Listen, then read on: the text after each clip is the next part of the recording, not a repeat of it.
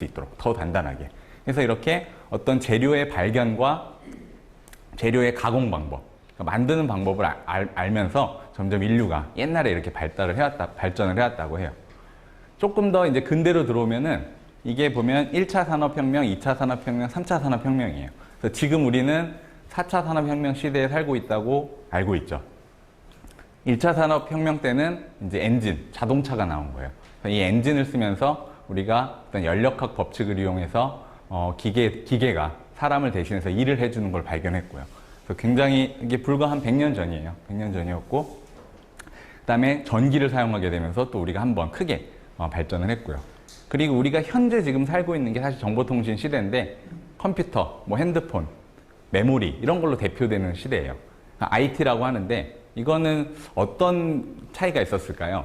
그러니까 정보통신의 시대는 실리콘이라는 재료를 사람들이 찾아내고 그거를 어떻게 가공하고 만들고 그거를 통해서 컴퓨터 칩을 만들고 그런 거를 통해서 어쨌든 재료의 그런 발견과 가공을 통해서 현재 우리가 이런 되게 행복한 시대에 살고 있어요. 근데 사실 이 다음 4차 산업혁명은 많은 얘기를 해요. 뭐 인공지능도 있고 또 뭐 나노기술, 또 양자 컴퓨터, 또 본의 아니게 우리가 지금 코로나 때문에 뭐 언택트 혹은 비대면 산업 이런 게 많이 떠오르고 있는데 사실 뭐가 될지는 잘 몰라요. 하지만 이 정보통신의 시대를 넘어서서 어떤 것이 분명히 온다는 것은 확실하고요. 그래서 뭐 바이오 연구하시는 교수님들은 뭐 이런 백신 같은 것들 혹은 양자광학을 연구하시는 분들은 양자 컴퓨터. 근데 저 같은 경우는 이제 전자 대신에 그 빛을 사용하는 광학이라는 걸 연구하고 있는 거예요. 그래서 이 4차 산업이 어떤 게 우리 미래가 어떻게 될지는 물론 우리가 희망은 가지고 있지만 아직 어떻게 될지 몰라요. 그래서 다 열심히 해야 되는 거고요. 그래서 보면은 어떤 기술이 이렇게 발전을 해요. 여기가 우리가 얘기하는 과학이에요. 사이언스. 물리, 생물, 화학, 지구과학, 수학. 그러니까 이런 것들이 이제 발전을 하죠. 그러니까 호기심에 의해서 이제 연구를 해요. 그러다가 여기 브레이크스루라고 하는 거는 굉장히 어떤 파격적인 일이에요. 뭐 노벨상이 될 수도 있고 옛날로 치면은 전쟁, 세계대전 혹은 핵폭탄의 개발, 그 다음에 세계대공황, 오일쇼크 이런 것들이었어요. 지금은 우리가 코로나라고 할 수 있겠죠. 불과 3년 전에는 알파고가 바둑을 두면서 다들 인공지능을 하게 된 거예요. 그래서 그 어떤 사건이 있으면은 이제 모든 사람들이 관심을 가지고 사실 평소에는 우리가 과학자들이 뭐 하는지 잘 모르잖아요. 어떤 뭔가 사건이 있어야 과학자들이 이제 뭔가 빨리 해결해 줬으면 좋겠고 그런데 그 시간이 되게 오래 걸린다는 거죠. 우리는 사실 지금 이 상황에서 코로나가 빨리 이제 백신이 개발되면 좋겠지만 그게 우리가 여기 있는지 어디 있는지 잘 모르겠어요. 여기일 수도 있고. 그러니까 되게 오래 걸릴 수도 있는 거고 또 어떤 기회에 되게 빨리 될 수도 있고 그래요. 그래서 어쨌든 우리가 지금 살고 있는 여기가 어떤 이 마이크로 기술, 전자공학이에요. 그래서 이미 충분히 이런 어떤 성숙한 단계에 있어서 우리가 전자공학의 혜택을 받으면서 살 수 있어요. 전자제품 없이 살 수 없잖아요, 우리가. 그런데 이제 그거와 대비되는 게 어떤 마이크로와 나노라는 거 많이 들어봤죠. 되게 작은 10-9승분의 1m인데 그 나노 기술 혹은 광학 그런 것들은 아직도 여기 단계예요. 사이언스에서 어떤 가능성을 보여주는 단계. 그래서 쉽게 생각해 보면은 우리 일상생활에서 살면서 나노가 들어간 거를 사실 별로 들어본 적이 없을 거예요. 있어요? 학생 우리 나노 들어간 거 들어본 적 있어요? 혹은 메타물질 들어봤어? 살면서? 가끔 있어요. 우리 저기 선크림 같은 거 보면은 그 뒤에 성분표를 보면은 나노 파티클 이런 게 막 들어가 있어요. 그런 게 있고 또 최근에 나온 퀀텀닷 TV. 옛날에는 어떤 염료를 사용해서 TV를 봤는데 이제는 퀀텀닷이라는 그런 양자 조각들을 이용해서 우리가 빛을 발광해서 TV를 보고 있어요. 그래서 하지만 굉장히 일부예요. 그래서 나노 기술이 여기 이 테크놀로지로 가서 우리 생활을 바꾸려면은 어떤 광학 기술이 아직은 좀 더 시간이 많이 걸릴 것 같아요. 그러니까 그 얘기는 오늘 제가 투명망토를 여기서 딱 보여줄 수가 없고 그 과정의 어떤 동향들 이런 걸 소개해 줄 수 있는 거예요. 그래서 미래에는 저도 이제 그런 걸 꼭 하고 싶은 거죠. 그래서 이렇게 발전할 거다. 그래서 보통 50년 정도가 걸려요. 그래서 우리는 사실 지금 컴퓨터 막 쓰고 있지만 그게 처음 나온 거는 벌써 50년, 60년 지났거든요.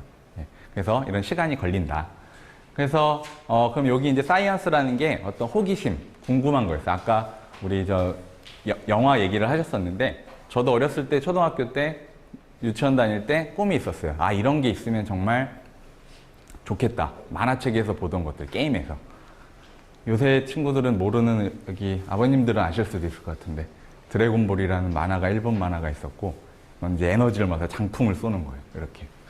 그리고 여기 있는 안경을 쓰면은 이 사람이 어떤 에너지가 보여요. 전투력이 보여요. 배가 고픈지 안 고픈지, 센 놈인지 약한 놈인지.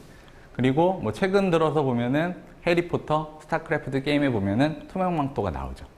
그리고 뭐 이 스타워즈라는 영화 요새 다시 이제 개봉하고 있는데 광선검.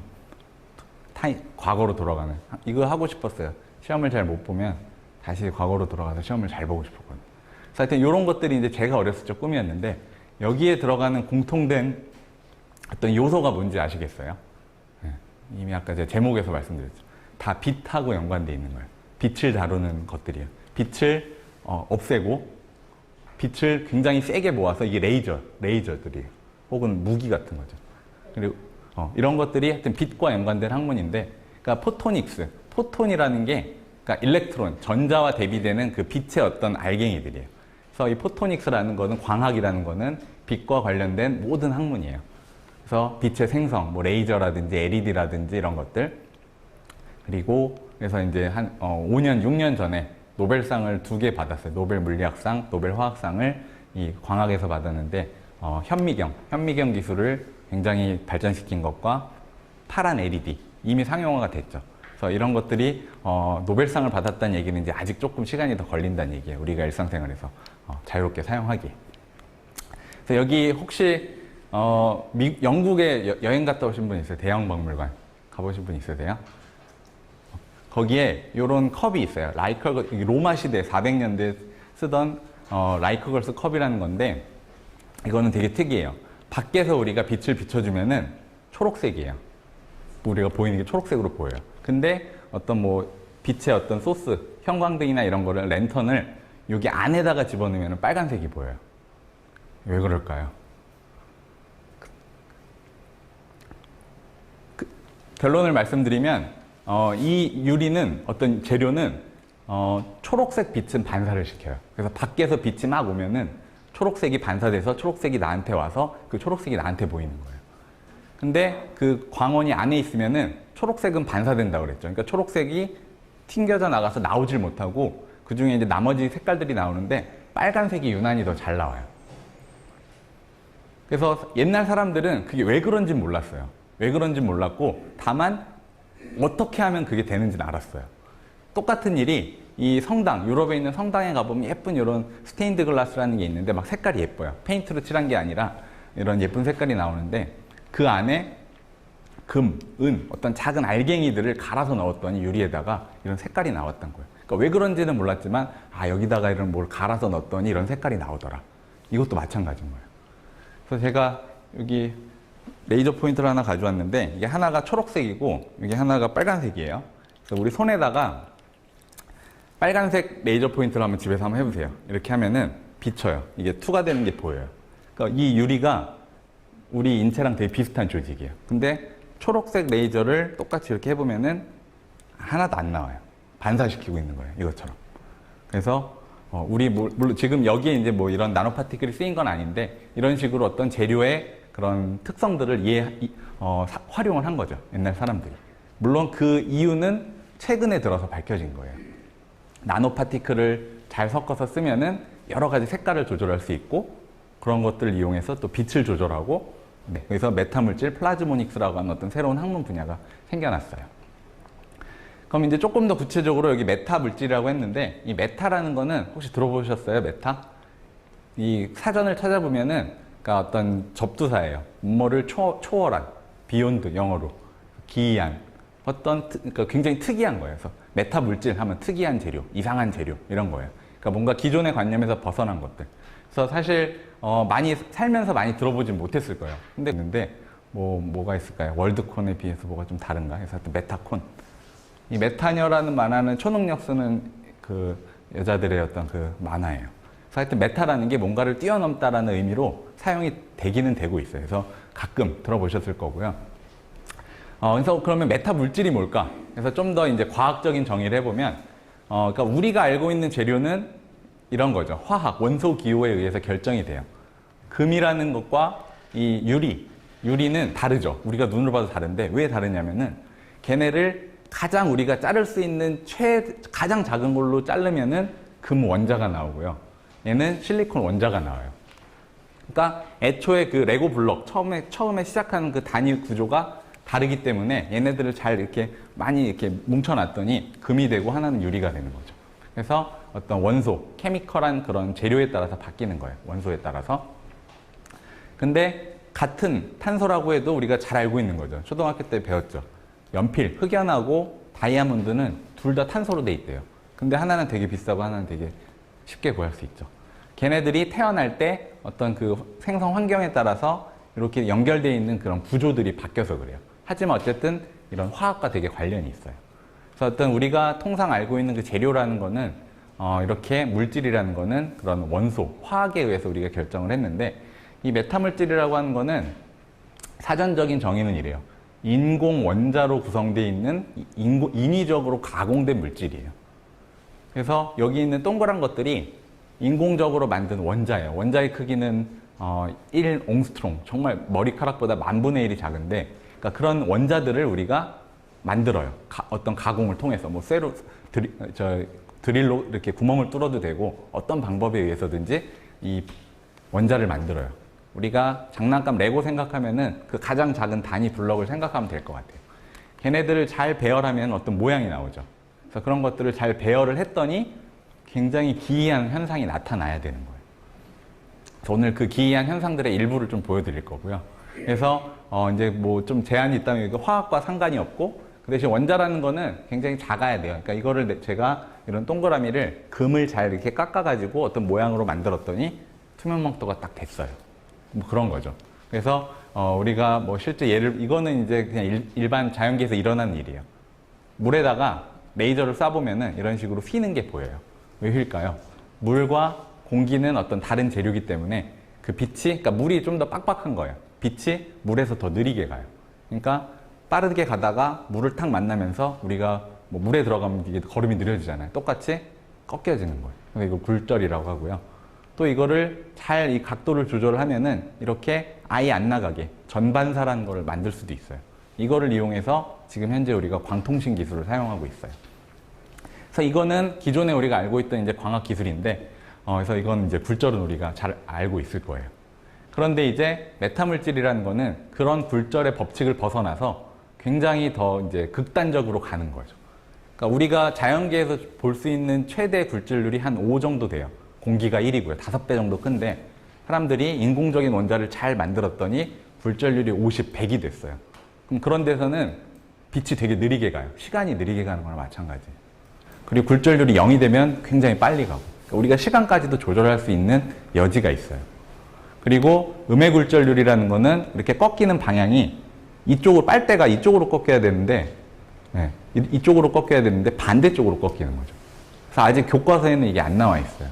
분명히 이제 현실적으로 일어나고 있는 일인데도 물론 물에서 그런 건 아니고 메타물질이라는 재료로 여기를 만들어 놓으면 빨대가 반대쪽으로 꺾이는 게 일어나죠. 이런 거를 이용해서 투명망토를 사람들이 그러니까 빛을 조절할 수 있는 극단적인 그런 어떤 방법을 알아내면서 투명망토도 이제 구현을 하고 있어요. 그래서 실제 이제 현실에서 일어나고 있는 일이고요. 근데 이제 문제를 뒤에 좀 보여드릴 거예요. 왜 제가 여기서 이렇게 쓰고 사라질 수 없는지. 비싸요. 손톱만한 거를, 손톱도 크다. 손톱만한 거를 만드는데 한 5천만 원, 1억 정도 들어갈 것 같아요. 되게 오래 걸려요. 그러니까 이런 사람 크기를 만들려면은 뭐 수백억을 줘도 만들 수 있을지 없을지 잘 모르겠어요. 아직 그만큼 생산 기술이 안 되거든요. 그래서 어쨌든 메타물질을 이용해서 이런 일을 할 수 있다. 그럼 그렇게 하려면은 나노구조 얘기를 했는데 그 나노구조의 크기가 얼마나 할까요? 진드기, 살인 진드기 보신 분. 이 크기가 한 1mm 정도? 요 정도 대략 보면 될 것 같아요. 우리 머리카락의 굵기는 0.1mm예요. 100 마이크로미터라고 하는데 이 나노구조는 얘네들보다 1000분의 1, 10,000분의 1이 작은 크기가 필요해요. 그러니까 그거는 이미 진드기도 눈에 보기 힘들고 머리카락도 이제 눈으로 보기 힘든데 그것보다 더 작은 구조들을 만들어서 그런 레고 블록을 가지고 잘 배열을 해야 되는 거예요. 그러면은 우리 눈에 보이진 않지만 빛이 거기를 지나갈 때 어떤 일이 벌어지는 거죠. 그래서 메타물질을 만들기 위해서는 이렇게 작은 구조의 크기가 필요하다. 근데 물론 지금은 이게 메타물질이 이제 빛에 대해서는 그런데 점점 범위가 확대돼서 지진을 제어할 수도 있는데, 지진을 제어하려면은 이런 나노 크기가 아니라 한 미터? 우리 옛날 생각 콘크리트 기둥 같은 거로도 할 수 있어요. 근데 우리 빛에 대해서 할 때는 이 정도라고 생각하면 된다. 그러니까 빛의 파장이 짧아지면 구조의 크기도 같이 작아져야 돼요. 그래서 이런 걸 만드는 방법이 있는데, 우리가 만드는 방법이 두 가지가 있어요. 나노 구조를. 우리가 생각하는 이런 레고 블록이게 벽돌을 쌓아서 만드는 이런 방법이 하나 있고요. 바텀업이라는 거 하는 건 밑에서 위로 올라가는. 탑다운이라고 하는 거는 이제 조각, 큰 돌 조각을 갖다 놓고 이렇게 깎아가지고 모양을 만드는 거예요. 그래서 이거는 이제 우리 현실에서 있는 일이고, 이거를 요런 정이라고 하죠. 이거를 가장 작게 만들 수 있는 게 얼마나 되는지 아세요? 일본에 있는 장인이 한 0.1mm 되는 드릴을 이제 손으로 만들 수 있대요. 그게 제일 작은 거예요. 사람이 할 수 있는. 그러니까 사람이 이제 그거보다 작게는 못 하는 거죠. 그래서 이런 나노 가공 기술들, 우리가 사실 현실에서는 보기 힘든데 어떤 갈륨이라든지 헬륨 같은 이온, 그러니까 그 원소를 이온화를 시키면은 그 걔네들이 가지고 있는 에너지를 가지고 이렇게 우리가 밀링이라는 건 우리 기계 가공에도 있어요. 밀링을 할 수 있어. 깎아낼 수가 있고, 또 전자를 쏴서 없애버릴 수도 있고, 또 원자들을 그냥 직접 본드처럼 트위저 가위를 가지고 이렇게 집게를 가지고 붙일 수도 있어요. 그거는 이런 방법에 해당이 되겠죠. 그래서 이런 가공 기술들을 사람들이 열심히 20년, 30년 전에 만들었더니 이제 그런 걸 가지고 이렇게 메타물질을 만들 수가 있는 거죠. 메타물질뿐만 아니라 많은 나노 구조들을 만들 수 있게 되었어요. 그래서 이런 것들이 이제 구현이 되면은 아까 말씀드린 투명망토, 또 레이저를 작게 만들 수도 있고요. 레이저를 작게 만들면 무슨 일이 벌어질까요? 이거는 이 레이저의 크기가 한 1mm 정도 되는데, 얘네들을 한 100 나노미터 정도로 만들 수 있다면은 그게 바이러스의 크기예요. 그러면은 우리가 지금은 바이러스를 약으로 이제 죽이거나 어떻게 해야 되는데, 그런 레이저가 있다면은 바이러스를 직접 우리 몸에 레이저를 투입해서 이렇게 찢어서 죽일 수도 있어요. 그런 일도 가능하고, 또 우리가 오늘 제가 많이 보여드릴 건데, 뭐 롯데월드나 어디 놀이동산 같은 데 가면은 홀로그램을 볼 수 있어요. 이렇게 막 공기 중에 막 이미지가 나와가지고 막 영상이 보이는데 되게 해상도가 안 좋아요. 그러니까 좀 허접해요. 근데 그런 것들을 어떻게 하면은 우리가 아이언맨에 나오는 그런 진짜 홀로그램처럼 만들 수 있는지, 그런 것들이 다 가능해질 거예요. 좋은 현미경도 만들 수 있고. 그럼 왜 좋은 현미경이 필요할까요? 여기에 사진이 한 장 있는데 요거를 보고 자동차인지 오토바이인지 맞추실 수 있겠어요? 자동차는 쌍라이트고 오토바이는 하나가 있습니다. 라이트가. 네. 하나 같죠? 네. 그래서 여기서는 그냥 하나 같아요. 이 물체가 이제 있는데 그걸 좀 가까이 와서 제가 사진을 찍었어요. 조금 보면은 옆으로 좀 이렇게 벌어졌어요. 그러니까 두 개라는 심증은 가죠. 자동차 같은데 이제 확실하게 말하기는 좀 힘들고, 조금 더 가까이 오면은 이 자동차였구나. 분명히 라이트이 두 개인데 쌍라이트인데 멀리 가니까 이게 두 개가 하나로 보이고 분간이 잘 안 되는 거예요. 그래서 이게 우리가 일상생활에서 볼 수 있는 어떤 좋은 카메라, 좋은 망원경, 좋은 뭐 안경, 센서가 필요한 이유들이에요. 근데 이게 반대로 이제 작은 데로 가면은 똑같은 일이 일어나요. 현미경을 이제 좋게 만들고 싶은데 바이러스의 크기가 코로나 바이러스 한 100나노미터 정도 크기 되는데, 현재 존재하는 그냥 아주 저렴한 현미경으로 보긴 힘들어요. 막 몇십억짜리 현미경으로 막 저온으로 가서 막 여러 가지 형광 시료를 바르고 굉장히 오랜 시간을 거쳐 사진 한 장을 찍을 수 있는데, 한 100나노미터 정도 되는 거를 바로 그냥 뭐 휴대폰으로 사진 찍고 이러면 되게 좋겠죠. 그런 일들이 일어나고 있는데, 어떤 거냐면은 똑같은 요 자동차가 저 멀리 있는 상태가, 제가 만약에 이 레이저 포인터 두 개를 아주 가까이 놓으면은 두 개가 분간이 안 돼요. 그냥 하나로 보여요. 그게 회절 한계라고 하는 그런 물리 법칙이에요. 너무 이 두 개가 가까이 있으면, 파장의 절반보다 가까이 붙어 있으면 그냥 하나로 보이는 거고요. 조금 멀리 떨어뜨려 놓으면은 이게 원이었던 게 타원이 되면서 두 개 같다라는 심증이 있죠. 여기 두 개 퍼져가는 그 개형이 두 개예요. 근데 좀 더 멀리 가면 이제 확실히 두 개구나. 그러니까 이게 아까 거는 망원경이었고 이건 현미경이라고 생각하면 돼요. 그래서 좋은 현미경을 만들기 위한 그런 어떤 동기가 굉장히 존재하는 거죠. 그래서 이거를 뭐 바이러스라고 하면은 이거를 우리가 현미경으로 보면은 이렇게 보여요. 그러니까 이게 명확하게 모양이 보여야 되는데 이제 일그러 잘 안 보이죠. 웃는 건지 뭔지 잘 안 보이죠. 그래서 그 어떤 뭐 메타물질로만 꼭 해야 되는 건 아닌데 그런 메타물질로 만든 렌즈를 여기다 앞에다 갖다 놓으면 정확하게 그 모양이 보이는 거죠. 확대돼서. 그래서 우리가 조그만 바이러스도 크게 이렇게 만들어서 볼 수가 있는 거예요. 그래서 실험적으로 보면 이게 렌즈인데 이런 장치를 이제 메타물질로 만든 거고요. 그래서 뭐 만드는 방법은 굉장히 복잡해서 제가 뺐는데, 그래서 이제 이렇게 생긴 거를 일반 현미경으로 보면은 이렇게 잘 안 보여요. 그냥 똑같이 구멍이 3개라서 3개에서 빛이 다 나와야 되는데 그냥 하나의 덩어리로만 보이죠. 이게 그 아까 말한 회전한계 때문인데 이 메타물질로 만든 렌즈를 갖다 놓으면은 잘 보여요. 그래서 빛의 어떤 그 없어져야 되는 빛들을 정확하게 이제 제어를 해서 이렇게 똑바로 가라 할 수 있는 거예요. 그래서 이렇게 메타물질을 이용해서 빛의 굴절률을 제어했더니 좋은 현미경을 만들 수 있었다. 뭐 이런 게 하나의 예시가 되겠고요. 아까 말씀드린 레이저예요. 레이저를 만들려면은 여기 우리가 쏘는 이 레이저 안에도 그 발진기라는 게 들어있어요. 그러니까 레이저는 어떻게 생기냐면은 빛이 어딘가에 가둬져야 돼요. 그래서 거울, 이렇게 육면이 거울로 된 어떤 박스가 있다고 해볼게요. 거기에 이제 빛이 들어가면은 그 안에서 계속 반사가 돼요. 거울로 왔다 갔다 왔다 갔다 하면서. 왔다 갔다 하는 거는 친구가 이렇게 때리면은 어떨 것 같아요? 기분이 나쁘겠죠? 아프겠죠? 짜증이 나겠죠? 계속 때리면은 더 짜증이 나겠죠? 마찬가지예요. 빛도 어딘가에 부딪힐 때마다 이게 화가 나는 거예요. 그러니까 불안해져요. 그래서 에너지 레벨이 계속 올라가면서 불안정해지면서 계속 이제 열이 받고 있는 거죠.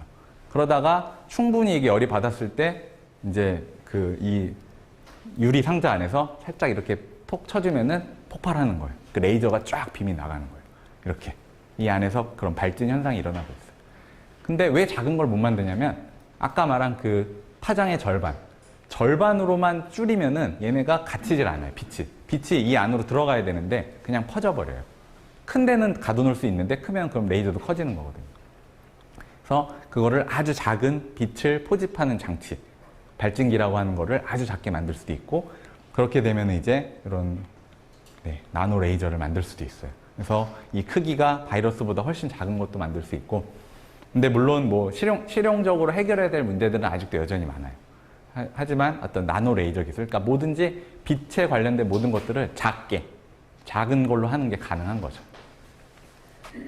그래서 뭐 음굴절에 대해서도 아까 설명을 드렸고, 처음에 만든 거는 이렇게 굉장히 특이해요. 전파에서 실험을 하다가 점점 이제 눈에 보이는 가시광선 쪽으로 내려왔고, 우리가 알고 있는 적외선은 파장이 길고 가시광선, 자외선 이렇게 있는데, 그 파장에 따라서 이제 다양한 구조들이 있는데, 처음에는 이제 그 전파, 마이크로웨이브, RF, 우리 통신하는 거기에서 시작을 했다가 되게 커요. 얘네들은 보면 이게 센티미터 크죠. 근데 지금은 굉장히 작은 나노 구조로 이제 만들고 있고요. 그래서 그거를 그러면 좀 더 실질적으로 그럼 투명망토가 어떻게 되는지를 설명을 드리면은, 그러니까 우리가 어떤 물체를 보는 거는 지금 제가 이런 보는 것도 빛이 어디선가 들어와서 반사가 돼서 제 눈에 안에 있는 센서에 상이 맺혀서 그거를 보고 있는 거예요. 그래서 여기 보시면은 빛이 이 물체, 네모난 물체를 반사해서 여기 오면 이 물체를 내가 인식을 하는 거죠. 근데 만약에 빛은 직진을 하기 때문에 부딪히면 일로 나가요. 근데 만약에 이 육면체 근처에 투명망토란 어떤 가상의 재료를 우리가 겉에를 쌓아놨어요. 걔는 눈에 보이지 않아요. 그냥 쌓아놨는데, 그럼 빛이 여기 딱 들어왔을 때 빛이 원래는 일로 갔다가 이쪽으로 가야 되는데, 저희가 어떤 길을 만들어 놨어요. 빛이 갈 수 있는 길을 원래는 일로 가야 되는 거를 왼쪽으로 가게끔 만들어 놨어요. 그 음의 굴절률이라는 메타물질을 이용해서. 그럼 일로 갔어요. 그러다 보니까 계속 우리가 이 노란 길이 우리가 만들어 놓은 빛의 어떤 길이 돼버린 거예요. 우리가 그 강에서 댐 만들 때 수로를 파놓듯이. 이 빛이 어쩔 수 없이 일로 가게 되는 거죠. 일로.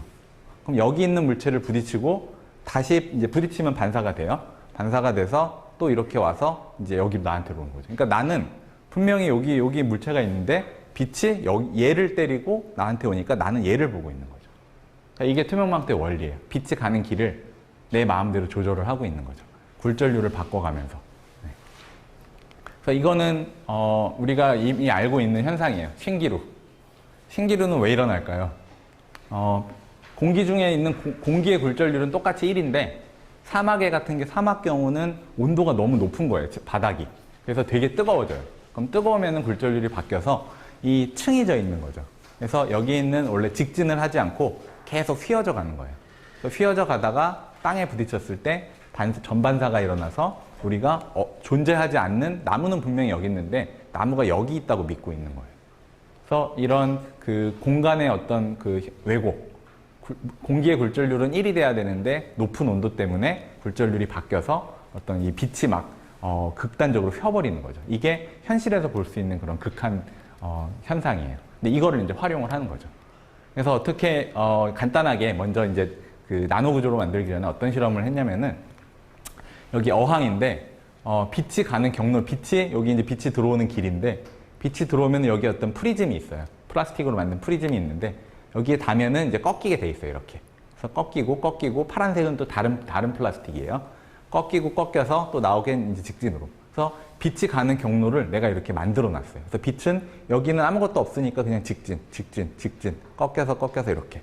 그래서 요 가운데는 어떻게 해서든 통과하지 못하도록 우리가 만들어 놨어요. 그래서 여기 보면은 수족관인데 카메라가 여기 있고 물고기들이 여기 헤엄을 치고 있고 뒤에는 어떤 풀이 있고 여기에 있는 그런 그 플라스틱 어떤 판이 있어요. 덩어리가 있어요. 이게 이제 투명 망토예요. 그래서 보시면은 여기서 사진을 찍은 걸 보면은 여기 이제 뒤에가 보이죠. 뒤에가 보이면서 물고기가 여기 가운데 들어가면은 안 보여요. 그러니까 그 영역은 어떻게 해서도 빛이 들어갈 수 없도록 우리가 설계를 해놓은 거예요. 빛의 방향을 이렇게 바꾸면서. 그래서 여기 가운데가 이제 분명히 공간이 있는데 이제 물고기가 여기 안으로 들어가면 안 보이죠. 그래서 이제 위로 이제 나올 거예요. 이렇게 위로 이렇게. 네. 그러니까 이거는 사실 투명 망토라기보다는 빛의 그런 경로를 조절해서 안 보이는 구간, 음영이 지는 그런 공간을 우리가 만들어 놓은 거예요. 마찬가지로 이거는 이제 프로젝터를 가지고 영사를 하는데 여기 빛이 이 가운데는 못 지나가게끔 만들어 놨어요. 그래서 이 고양이가 요 안에 들어가 있으면 이제 아무것도 안 보이게 되는 거죠. 그래서 분명히 여기 뒷면이 보이고 이제 여기 들어가면은 안 보이죠. 근데 여기 보면은 약간 색깔의 차이가 있어요. 그러니까 완벽하게 우리가 100% 이제 컨트롤 할 수는 없었던 거죠. 그래서 근데 어쨌든 뒤에가 이제 배경이 보이지만 이 고양이의 모습은 보이지 않더라. 빛의 경로를 조절했다. 예, 그래서 이런 것들이 이제 저거는 이제 현실에 있는 플라스틱 같은 거로 한 거지만 제가 오늘 보여주진 않았지만 많은 연구 결과들이 있어요. 작은 구조들을 조그맣게 만들어서. 근데 저렇게 크게 만들기가 힘들어요, 아직은. 그래서 그런 게 이제 되면 이거는 뭐 그냥 가상의 어떤 그림들인데 이런 것들을 이제 실제로 한 10년, 20년, 30년 뒤에는 이뤄낼 수 있을 거예요. 그래서 이제 뒷부분에는 조금 다른 이야기를 홀로그램 관련된 이야기를 하려고 하는데 이게 작년에 그 2019년 세계 경제 포럼에서 올해의 10대 기술, 세상을 바꿀 10대 기술로 선발된 10가지인데 그 중에 하나가 이 메타 물질로 만든 렌즈예요. 그러니까 우리가 알고 있는 렌즈, 제 안경 보시면 되게 두껍거든요. 눈이 나빠서. 근데 이거를 아주 얇게 만드는 기술이 있어요. 그래서 저희가 이 안경을 10,000분의 1 두께로 만들 수 있어요. 메타 물질을 이용해야만 해요. 이런 유리나 플라스틱 가지고는 안 돼요. 그래서 이런 얇은 렌즈가 가능하면은 어떤 일이 벌어질까? 그게 아까 서두에 말씀드렸어요. 전자공학이라는 거는 우리가 컴퓨터, 휴대폰 보면은 맨날 휴대폰 크기는 맨날 똑같죠. USB 메모리칩 크기는 맨날 똑같은데 용량은 계속 늘어나요. 1년 지나면은 2배가 돼 있고 64기가, 128기가 이렇게 계속 늘어나요.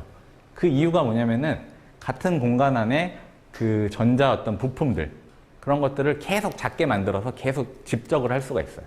그렇게 해도 전자들이 거기서 활동을 하는데 아무 문제가 없어요. 근데 광학 기기들은 작게 만들면 어떻게 된다? 동작을 안 해요. 그래서 이런 큰 우리 DSLR 렌즈들이나 뭐가 있을까요? 카메라들, 망원경 이런 것들을 작게만 만들면은 작동을 안 하는 거죠. 물론 그럼에도 불구하고 지금의 어떤 뭐 갤럭시나 이런 아이폰에 들어가는 그런 렌즈 기술들도 굉장히 좋아요. 충분히 작긴 한데 그것보다 이제 더 많은 걸 하려면은 더 작게 만들어야 되는 거죠. 그래서 광학 기기를 렌즈를 작게 만드는 것은 모든 사람들의 이제 희망이죠. 그게 아까 말씀드렸던 레이저를 작게 만드는 것, 현미경 해상도를 높이는 것 다 똑같은 이야기예요. 그래서 이제 그거를 보면은 이제 기존의 이런 볼록 렌즈는 빛이 모이죠. 그래서 굴절에 의해서 스넬의 법칙이라는 굴절에 의해서 빛이 이렇게 여기 한 점으로 모이는데 이런 나노 구조들을 이용해서 똑같은 일을 이뤄낼 수 있어요. 이때는 굴절은 아니고 이 빛이 가지고 있는 위상 파면이라고 하는 거를 우리가 제어해서 여기 부딪힌 애는 더 많이 꺾여라. 여기 있는 애는 똑바로 가라. 이렇게 하나하나 우리가 공간상에서 빛을 변조할 수가 있어요. 그래서 모든 볼록 렌즈, 오목 렌즈, 뭐 조합 여러 가지들을 다 이런 나노 구조들로 똑같이 할 수가 있어요. 그러면은 얘는 한 1cm 됐던 게 얘는 한 1 마이크로미터, 만분의 1, 10만 분의 1 두께가 되는 거죠. 그러니까 굉장히 얇아졌죠. 물론 그 두께면은 사실 이렇게 우리가 팔랑팔랑 하다 보면 다 부러질 거예요. 그래서 뭐 당장 그거를 쓸 수는 없는데 뒤에다가 뭐 판을 붙이고 하면은 조그만 두꺼워서 한 0.01mm 정도, 그 정도는 이제 쓸 수 있을 거예요. 그래서 이런 현상을 이용하면은 빛을 마음대로 조절할 수 있어요. 꺾을 수도 있고 모을 수도 있고 퍼질 수도 있고 뭐 이상한 데로 가라. 그게 아까 우리 투명 망토에 나왔던 거죠. 그래서 그런 일들이 이제 일어나면은 이런 걸 할 수가 있을 거예요. 이게 바로 우리가 지금 보고 있는 홀로그램의 현실이에요. 좀 보이긴 보이는데 좀 어둡고 조악하고 이렇게 해상도가 좋지가 않아요. 그러니까 뭐가 있다는 건 보이는데 잘 안 보여요. 그래서 이런 거 뭐 롯데월드나 아니면 박물관 같은 데 가보면은 뭐 이런 영상들이 나와서 뭐 막 인사하고 이런 거 있죠. 그래서 이런 건데 이제 실제 우리가 원하는 수준은 이런 거죠. 영화에서 보는 아이언맨이나 아니면 이게 다 컴퓨터 그래픽으로 만들어낸 건데 정말 진짜 같은 거죠. 안경 딱 쓰면은 내 눈앞에 저런 현실이 벌어지는 거죠. 그러니까 이런 것들이 가능하려면은 해상도를 높여야 되고 작게 만들어야 되고 그래야 되는데 그러려면은 기존의 이제 그런 홀로그램 기술로는 불가능하고 나노 기술을 써야 된다는 거죠. 그래서 여기 보시면은 요 구조들이 아까 말한 그 나노 막대기예요. 원자예요, 하나. 레고 블럭을 이렇게 규칙이 있어요. 저희가 만든 규칙이 있는데 그 규칙에 의해서 배열을 하면은 이거를 보면은 아무 의미가 없죠. 그냥 저게 뭐야 이러는데 여기에다가 빛을 쪼이면은 이런 홀로그램이 나와요. 보시면 아인슈타인 그림인데 지금 여기 빛 때문에 잘 안 보일 텐데 아인슈타인 얼굴은 MC 스퀘어라고 이제 제가 굉장히 고해상도의 홀로그램을 만들어 놨는데 이 디바이스의 크기는 불과 한 1mm도 안 돼요. 요만한 조그만 데서 이렇게 큰 홀로그램을 만들어 여기를 다 채울 수도 있어요. 그래서 이런 간단하게 저희가 연구실에서 실험을 해봤는데 그래서 여기에다 이제 이런 식으로 요게 가까이서 보면은 얼굴이 잘 보여요. 그래서 여기 보면은 그 모든 공간에 저희가 점으로 이렇게 그런 좀 빨간 빛으로 이런 그림을 그리고 이런 글자를 만들어 놓은 거예요. 그래서 홀로그램의 해상도가 높아진다. 그래서 뭐 이런 거를 이용해서 많은 걸 할 수가 있어요. 그래서 저희 뭐 학교 로고도 만들어서 시연을 해보기도 하고 많이 보셨죠, 아버님들. 저희 집에서 노는 건데 조금 다릅니다. 그래서 다른 그림인데 이제 이 문제가 뭐냐면은 기존의 홀로그램들을 보면은 그 색깔이 하나밖에는 안 됐어요. 그러니까 빨간색은 빨간색만 되고 초록색은 초록색만 되고 파란색은 파란색만 되고 그러려는데 세 개를 다 섞어야 되죠. 우리가 많은 색깔을 내려면. 그래서 녹, 파 이게 다 돼야 되는데 그런 것들을 이제 하나하나 할 땐 잘 됐는데 섞었더니 이제 노란색이 나오는 거죠. 그래서 이런 홀로그램들. 그래서 지금은 2개지만 2개, 3개, 이 3개의 색을 조합하면은 우리가 무한한 색 좌표를 만들어낼 수가 있거든요. 그래서 이제 그런 홀로그램 기술이 있고요. 그래서 또 이제 그 어떤 걸 할 수 있냐면은 혹시 요새도 초등학교에 있는지 모르겠는데 여기에 지금 이제 글씨를 써요. 매직펜으로 글씨를 쓰면은 안 보여요. 비밀 편지예요. 근데 여기다가 물을 바르거나 뭐를 이렇게 뭐 시킨 거를 하면은 이제 글씨가 나타나는 게 있어요. 그런 걸 혹시 아나요? 혹은 돈이나 여권 같은 데 보면은 그냥 눈으로 보면 안 보이는데 자외선을 쪼이면은 이런 그림이 나타나도록. 그러니까 이게 우리가 invisible 뭐 잉크 이런 말 쓰는데 그러니까 뭔가 정보를 숨겨놓은 거죠. 그러니까 색칠을 하면은 보이는데 혹은 물을 닦거나 어떤 특정한 빛을 쪼여주면 여기 뭐가 나타나도록. 이런 거를 이용해서 이게 아까 제가 보여드린 메타물질인데 홀로그램 그 메타물질이에요. 여기다 홀로그램 이런 캥거루 그림이 나왔는데 그 홀로그램 장치를 눈으로 보면은 이제 아무것도 보이지가 않아요. 그러니까 그 우리 TV 이제 그 시간 끝나면은 막 지지직 하는 그런 화면 혹시 기억하세요? 그런 그냥 보여요. 뭔가 아무 의미 없는 정보들. 물론 더 작게 들여다보면 이런 구조들이 보이는데. 이런 거를 이용해서 제가 초등학교 때 하던 그런 게임을 생각해 보면서 홀로그램도 나올 수 있게 하고 눈으로 보면은 이제 3.14는 파이죠. 파이가 나올 수 있도록. 그래서 이거는 홀로그램은 공중에 떠져 있는 그 이미지고 이거는 여기 이제 기판을 보면은 색깔 빨간색이 더 반사가 많이 되게 초록색이 더 반사가 많이 되게 이제 설계를 해 놓은 거예요. 그래서 여기 보면은 이런 어떤 나노 구조들이 있는데 얘네들이 돌아가는 각도들이 이렇게 다 비슷해요. 그래서 보면은 여기에다가 레이저를 쏘면 홀로그램이 똑같이 3.14 나오고 여기도 똑같이 3.14 나오는데 눈으로 보면 얘는 뚱뚱하고 얘는 얇아요. 뚱뚱한 거는 빨간색, 얇은 거는 초록색이 보여요. 그래서 이거는 이제 그 빛의 반사를 우리가 조절해 놨지만 홀로그램 입장에서는 똑같은 아이들인 거죠. 근데 얘네를 이제 잘 섞으면은 뭐 이런 식으로 이제 이 색깔을 낼 수도 있고요. 그래서 저희가 그 초등학교 때 하던 그런 걸 생각하면서 그러니까 뭔가 암호를 이제 숨겨놨다고 제가 만들었어요. 그래서 이런 것도 할 수 있고요. 그래서 이제 이런 거를 이제 실제로 얘네들이 실생활에 이용이 되려면은 이제 크게 만들어야 되고 또 우리가 옷을 생각하면 투명망토 이렇게 입어야 될 거 아니에요.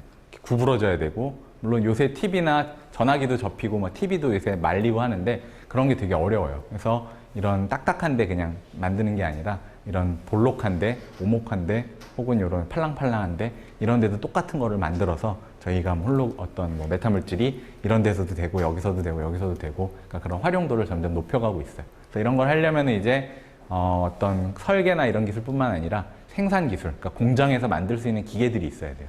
근데 아직은 그렇지 않아요. 그래서 아마 이제 뭐 한 10년 뒤, 5년 뒤, 10년 뒤면은 뭐 삼성전자나 이런 데서 그런 설비를 해서 할 수도 있을 거예요. 네.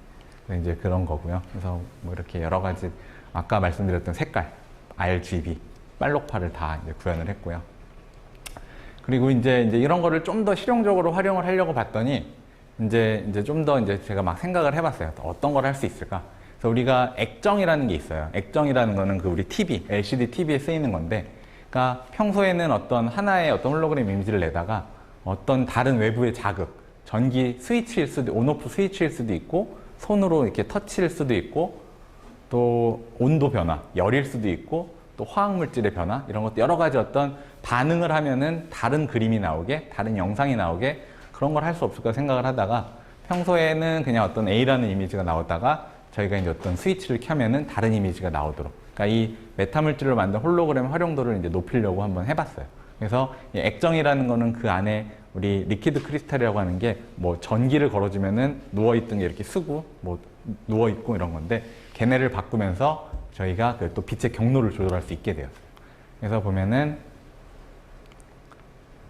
네, 아이고 하나씩 제가 이게 동영상이라 좀 느리네요. 네, 그래서 이거는 이제 전기를 가하면은 이게 지금 동영상이 잘 안 나오네요. 근데 하여튼 이렇게 전기를 가할 때마다 영상이 바뀌고요.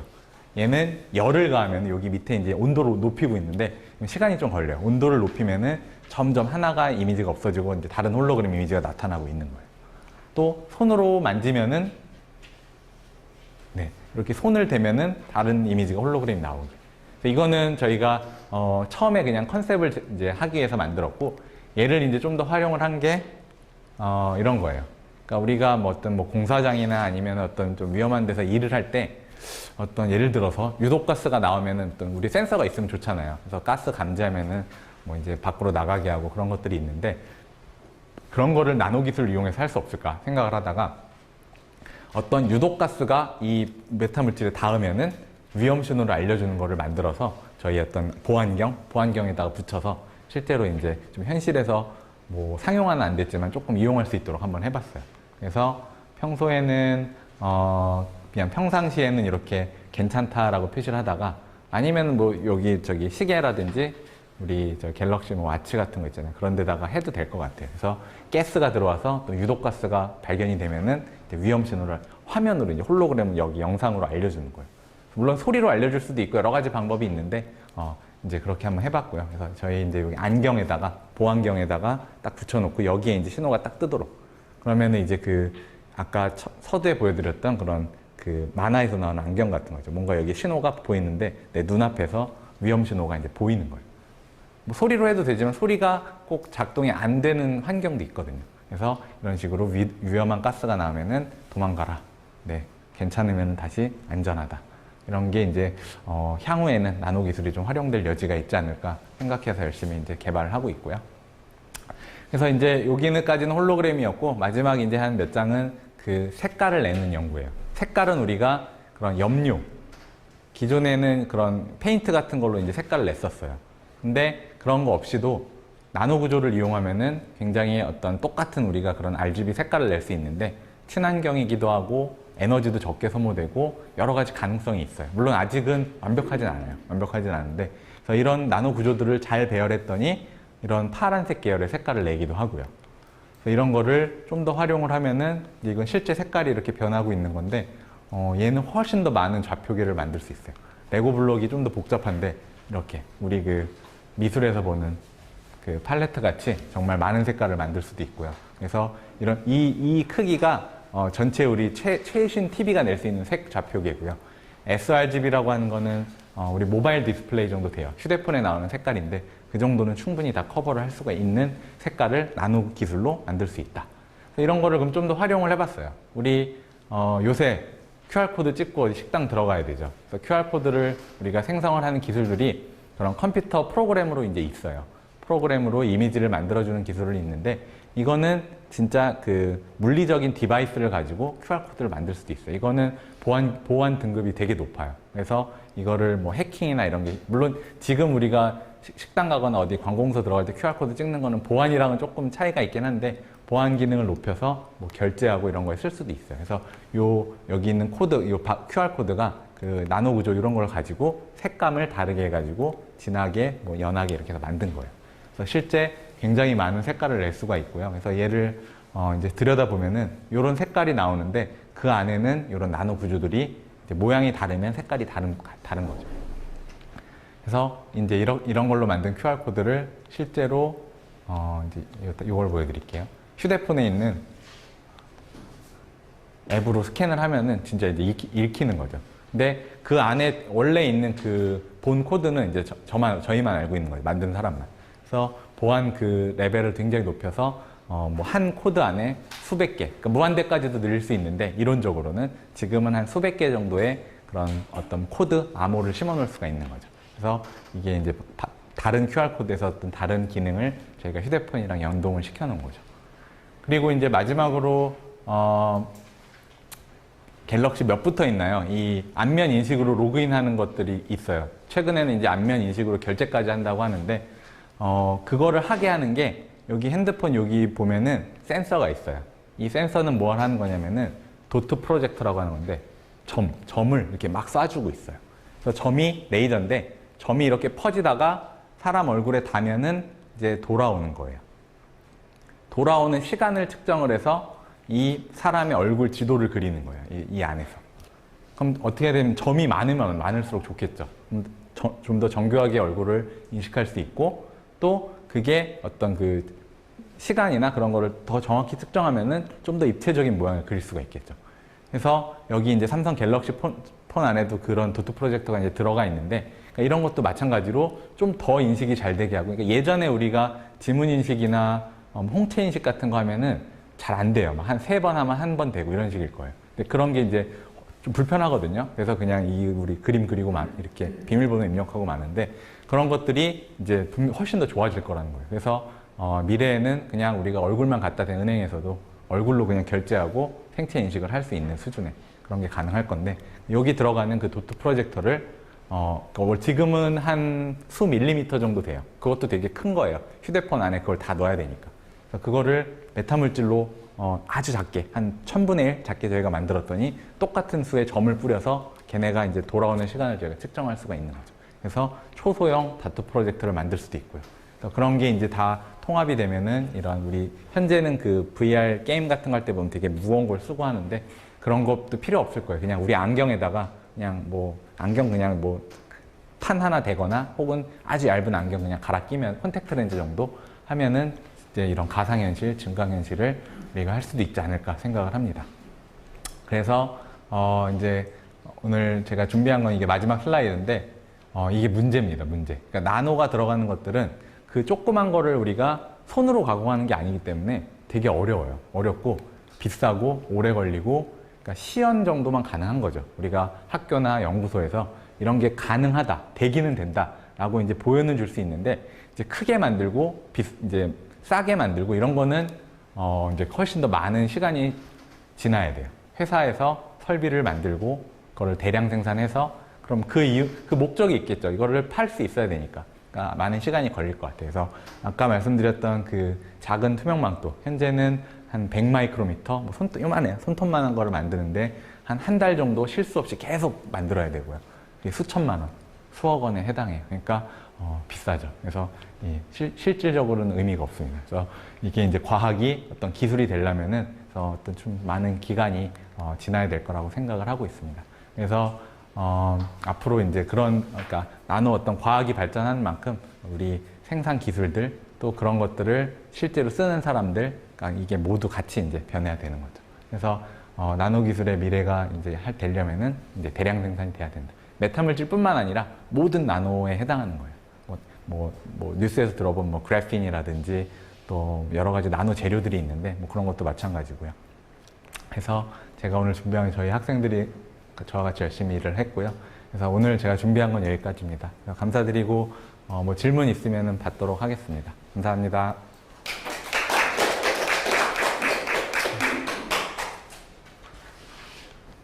예. 예. 메타 물질의 활용과 메타 물질에 대해서 설명을 하셨는데 사실 아직 메타 물질이 뭔지 잘 윤곽이 잡히지 않거든요. 그래서 메타 물질이 그냥 단순히 나노 물질 중에서 안에 구조를 바꿨을 때 불절량이 달라지는 나노 물질 중 한 가지인 것인지 아니면 메타 물질만의 다른 그런 그룹이 있는 것인지 궁금하고, 아까 메타 물질은 화학적으로 증명을 할 수 없다고 말씀을 하셨는데 그러면 어떤 공정을 통해서 메타 물질을 변형시키는 것인지 궁금합니다. 그러니까 메타 물질이라는 개념은 어떤 구조를 그러니까 새로운 재료를 만드는 게 아니에요. 새로운 재료를 만드는 건 우리가 그 원소 주기율표에서 새로운 원소를 찾아내고 혹은 연금술 막 이런 건데 그런 게 아니고, 예를 들어 금이 있어요. 원래 금은 되게 반짝반짝한 귀금속인데 얘를 아주 잘게 잘라서 조그맣게 만들었더니 아까 그 유럽에서 나온 것처럼 색깔이 막 나오잖아요. 그러니까 성질이 바뀌어요. 그래서 걔네들을 작게 만들어서 잘 배열을 이렇게 우리가 어떤 규칙이 있어요. 그 잘 배열을 했더니 기존의 금이 나타내는 성질이 아니라 뭐 예를 들면은 굴절률이 막 심하게 바뀌는 거예요. 그런 거고. 그러니까 어떤 나노물질이라는 개념이 훨씬 더 큰 거고, 메타물질은 그러니까 좀 더 작은 건데 기존의 나노물질을 가지고 구조, 조합, 배열을 해서 만든 어떤 새로운 그런 어떤 한 그룹이라고 보면 될 것 같아요. 그래서 나노구조라고 했지만 아까 제가 중간에 말한 게 빛을 제어하는 메타물질은 그런 나노구조지만 빛이 아니라 지진파를 제어하는 메타물질, 소음을 제어하는 메타물질은 구조 크기 훨씬 커요. 지진파는 우리가 이 파장의 주기가 한 수미터거든요. 그러니까 콘크리트 하나가 요렇게 된 단위별로 하나가 돼요. 그러니까 그 구조를 제어하는 것, 제어를 통해서 새로운 성질은 너무 많아서 이제 다 할 수가 없는데, 이제 기존에 우리가 자연계에서 존재하는 재료가 나타내지 못하는 성질들, 굴절률이 굉장히 크다든지, 굉장히 작다든지, 아니면 음수가 나온다든지, 뭐 투과가 되게 많이 된다든지, 반사가 많이 된다든지, 이런 것도 되게 많아요. 그래서 하여튼 좀 개념을 생각하면 이상한 물질인데 그게 어떤 화학적인 작용으로 만든 게 아니라 물리적인 어떤 그런 배열을 통해서 만들었다. 그게 이제 핵심이 될 것 같아요. 질문 한 가지만 더 하자면, 이거 빛을 제어하는 메타물질을 만들 때 금을 잘라서 만든다고 하셨는데 왜 굳이 금을 사용하는지 궁금하고, 또 빛을 말고 말씀하신 것처럼 지진파나 소리를 제어할 때는 금 말고 또 다른 물질을 사용하는지 그거에 대해서. 맞습니다. 예, 그게 사실 왜 금을 예로 들은 거지 무조건 금을 써야 되는 건 아니에요. 근데 이제 여기 보이는 건 요거 같은 경우는 이제 실리콘으로 만든 건데, 실리콘도 있고 금으로 만든 거는 여기 없네. 하여튼 근데 금을 쓰는 이유는 그러니까 이거는 아마 이제 대학교 가면 배울 거예요. 전자기파를 빛을 제어할 때 여러 가지 어떤 전자기파의 성질들이 있어요. 아까 표에 보면은 이 유전율이라는 게 있고 투자율이라는 게 있는데, 그러니까 어떤 물질이 빛이 들어왔을 때 전기적으로 얼마나 얘가 변하는지, 자기적으로 자석의 성질이 얼마나 변하는지, 그런 숫자들이 있는데, 그런 숫자들을 어떤 우리가 기존에 뭐 맥스웰 방정식이라고 하는 그 식에 대입을 해서 어떤 값들을 이제 뽑아내는데, 그게 원하는 성질을 나타낼 수 있는 가시광선에서 그 성질을 나타낼 수 있는 재료들이 대표적인 게 이제 그런 귀금속들이에요. 금, 은, 백금 이런 것들. 이게 이제 적외선 쪽으로 가면은 이제 실리콘이라든지 뭐 또 많이 실리콘 석영 같은 거라든지 이런 게 될 수도 있어요. 그러니까 그 주어진 파장에 주어진 그 빛의 그 색깔, 주어진 파장에 적합한 그런 재료들이 있어요. 그러니까 우리가 기존의 재료들을 사용해야 되다 보니까 그렇게 하고 있어요. 그러니까 꼭 금을 써야 되는 건 아닌데 그런 우리 가시광선이라고 하는 우리가 눈으로 보는 이 빛에서는 금, 은 이런 게 제일 많이 쓰여요. 예.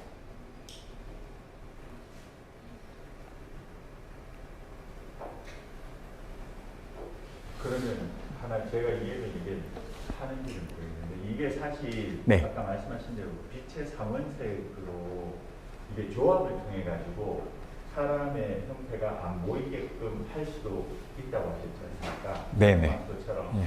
그러면 투명망토 말고 빛의 조합을 다르게 해가지고 저의 모습을 네. 다른 사람의 모습으로 바꿀 수도 있나요? 가능합니다. 그러니까 그게 이제 우리가 환영이라고 하죠. 일루전 옵틱스, 환영 광학이라는 게 있어요. 그러니까 그거는 사실은 그러니까 지금 하는 것보다 더 어려울 수도 있어요. 그러니까 지금 사람들이 그 환영은 어떻게 하냐면은 여기 이제 내가 있는데, 그러니까 그러니까 이제 여기서 보면은 저를 빛을 반사시켜서 이게 가서 보이시는 건데 이 앞에 다른 평면을 놓고 다른 데서 영상기를 쏴줘요. 그럼 이 앞에 다른 물론 물리적으로 뭐가 있진 않은데 화면이 여기 이렇게 나와 있게 하면은 이제 상대방은 저를 못 보고 다른 거를 보게 할 수도 있어요. 근데 물론 그게 이제 좀 생각하기 나름이죠. 약간 이제 실제 제가 없어지는 건 아니고요. 그냥 그거를 다른 걸로 가려놓는 그런 건 가능합니다. 그러면 네. 저 부피나 네. 크기가 다를 수도 있나요? 그렇죠. 그런 것도 뭐 변형을 시킬 수가 있겠죠. 예. 근데 이제 물론 이제 현실에서는 그렇게 했다고 해도 아까 보면은 막 조금씩 그런 오차들이 보여요. 그래서 막 잘 이렇게 완벽하게 100%는 안 되겠지만 뭐 이론적으로는 다 가능합니다.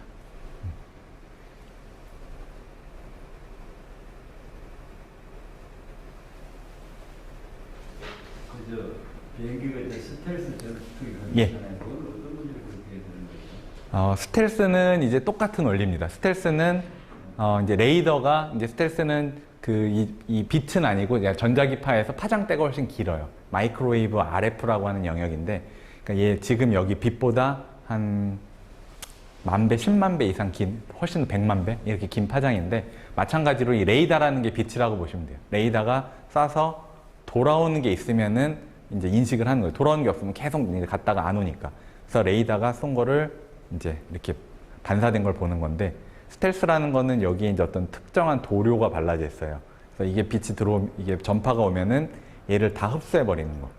그러면 돌아오는 게 없기 때문에 여기 레이더에서는 인식을 못 하거든요. 그래서 아까 제가 이렇게 돌아간다고 했던 개념이 있는데, 이 스텔스라는 거는 조금 약간 두 개가 같은 거예요. 근데 스텔스는 그냥 오는 거를 다 흡수해 버리는 거고, 그래서 돌아갈 수 없게 만드는 거고, 아까 말한 이렇게 돌아서 뒤로 나가게 하는 거는 빛이 들어왔을 때 이제 좀 더 액티브하게, 그러니까 이렇게 돌아서 나가게.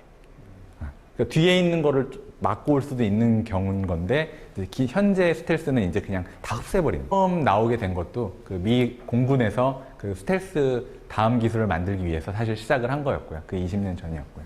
예. 예. 스텔스기에 발라진 물질도 메타 물질인가요? 스텔스에서? 스텔스기에 발라진 물질도 그거는 메타 물질이 아니에요. 그거는 그냥 메타 물질이라고 봐도 될 수도 있는 어떤 약간 페인트 같은 거예요. 도료. 근데 물론 그 도료 안에는 어떤 저도 잘 모르는데 어떤 물질들이 막 섞여 있어요. 그래서 그거를 뭐 메타 물질로 봐도 될 것도 같기도 한데 뭐 사람들이 그렇게 부르진 않는 것 같아요. 그냥 도료라고 하지. 예. 근데 하여튼 그 역할은 되게 비슷해요. 왜냐하면 빛을 다 그 전파를 다 흡수해버리는 거니까. 예. 그러면 나중에 투명 망토를 만들었을 때 예. 그 투명 망토를 떨어뜨리면 못 보지 않나요? 그럴 때 투명 망토를 떨어뜨리죠. 그러니까 이제 그러니까 투명망토를 우리 저 해리포터 영화 보면은 사실 그런 게 있어요. 이렇게 썼는데 그러면은 밖에서는 안 보이는데 예를 들어 안에 있는 사람은 밖을 또 봐야 되잖아요. 뭐 그런 것도 이제 우리가 고려를 해야 되고 또 스타크래프트 그런 게임 같은 거 보면은 이제 없어지는 건 있는데 없어지는 거 찾는 것도 있거든요. 옵저버라고 해가지고 거기서 나오는 것들. 그러니까 그런 기술도 같이 발달이 되기는 될 거예요. 근데 이제 현재는 이제 이 없애는 거를 좀 더 하고 싶은 거고. 근데 그럼에도 불구하고 거기서 튀어나오는 어떤 빛들이 있어요. 그러니까 그런 거를 뭐 잘 이제 디텍션을 해가지고 잘 측정을 한다면은 그런 그 검출 장치 그런 것도 만들 수 있을 거고 만들어야 돼요. 그러니까 숨기기만 하면 안 되잖아요. 나쁜 짓을 하면 안 되니까 찾아내는 것도 찾아야죠 우리가. 네. 좋은 생각입니다. 예. 개구리알도 물에 넣으면 잘 안 보이잖아요. 네. 그러면 개구리알이랑 메탄물질이랑 좀 비슷한 건가요? 그러니까 그러니까 원리는 비슷할 수 있죠. 왜냐하면 개구리 알이 뭔가 물에 넣었을 때 잘 안 보이는 거는 이 개구리 알 예를 들어 겉에 이제 뭐 이렇게 약간 투명하게 싸져 있잖아요. 그거랑 물에 이제 물에 이제 굴절률이 있는데 그거랑 이제 이게 교묘하게 비슷해지면서 우리한테 잘 안 보이는 그런 일이 발생해요. 그러니까 그거 말고도 사실은 굴절률을 우리가 잘 맞추면은 잘 안 보이게 할 수 있어요. 그러니까 원리는 굴절률을 조절해서 안 보이게 한다는 건 똑같지만 이제 그 경우에는 이제 걔네들이 이 개구리 알이 자연계에서 잘 살아남을 수 있도록 그렇게 이제 적응을 해가면서 그런 재료가 된 거고, 하지만 그 재료의 굴절률은 자연의 법칙을 벗어나진 않는다. 원래 있던 거니까. 그러니까 하지만 원리는 똑같아요. 굴절률을 조절해서, 그러니까 보호색 같은 거죠. 잘 안 보이게 하는 거죠. 네. 원리는 메타물질이라고 할 수는 없지만 원리는 비슷해요. 네. 최근에 통신도 광통신으로 바꾸면서 좀 더 속도도 빨라지고 하는데, 이런 메타물질은 이 굴절률도 조절을 할 수 있듯이 반도체 같은 데도 메타물질을 적용해서 빛이 전기보다는 속도가 빠르니까 맞아요. 반도체 내에서도 좀 더 빠르게 연산을 할 수 있는 반도체를 만들 수 있지 않을까요? 맞습니다. 그게 그래서 이제 전자랑 제가 광자랑 비교를 했어요. 일렉트로닉스 전자공학이랑 포토닉스 광학을 비교를 했는데, 이제 일렉트로닉스의 아까 제가 슬라이드를 뒤로 가긴 좀 먼데, 이제 전자의 좋은 점은 작게 만들어도 얘네가 작동을 잘해요. 그 좋은 점이죠. 근데 전자의 문제는 느리고 열이 많이 나요. 그래서 우리 구글 찾아보면은 애플 컴퓨터에 계란 후라이 하는 그런 거 보이거든요. 근데 광자는 빛은 훨씬 빨라요. 1000배, 1000배 빠르지만, 그래서 학생이 말한 것처럼 훨씬 더 빠른 컴퓨터를 만들 수 있어요. 그게 뭐 광 컴퓨터 아니면 양자 컴퓨터가 다 그런 식이에요. 근데 문제는 계속 얘기했던 작게 만들어야 되는, 컴퓨터 정도면 이만한 크기가 돼야 되는데 그거를 작게 만들면 얘네들이 작동을 안 하는 거예요. 그래서 그 안에 들어가는 그 부품들이 많아요. 전자로 치면은 뭐 트랜지스터, 다이오드, 그다음에 구리로 된 도선, 기판 이런 게 다 여기에도 있어야 되는데, 뭐 레이저 같은 거는 좀 사람들이 많이 연구를 했고 센서도 많이 연구가 됐지만, 이제 또 많이 해야 될 게 그 빛이 이제 다니는 길, 도파관이라고 하는데 웨이브 가이드도 만들어야 되고, 또 그 이제 웨이브 가이드 도파관이 갈라지는 길, 이런 것도 다 만들어야 돼서 많은 사람들이 하고 있는데, 이게 인텔의 그 포토닉 칩이라는 거를 구글에서 한번 찾아보세요. 그러면은 전자 컴퓨터가 광학 버전이 그대로 다 있어요. 근데 그 요소 기술들은 우리가 지금 만들고 있는데, 이제 얘네들을 다 통합해서 막 컴퓨터처럼 하려면은 시간이 조금은 더 걸릴 것 같아요. 근데 분명히 좋은 점은 이제 속도가 훨씬 빠르고 부팅하는 즉시 이제 컴퓨터가 그냥 바로 켜질 거예요. 그런 게 된다면. 빛의 속도죠, 정말. 네. 근데 아직은 만드는데 조금 어려움이 있다. 덩치가 크다. 네.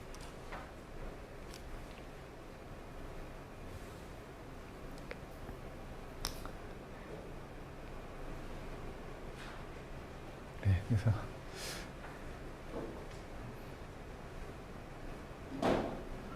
예, 네, 그만할까요? 네.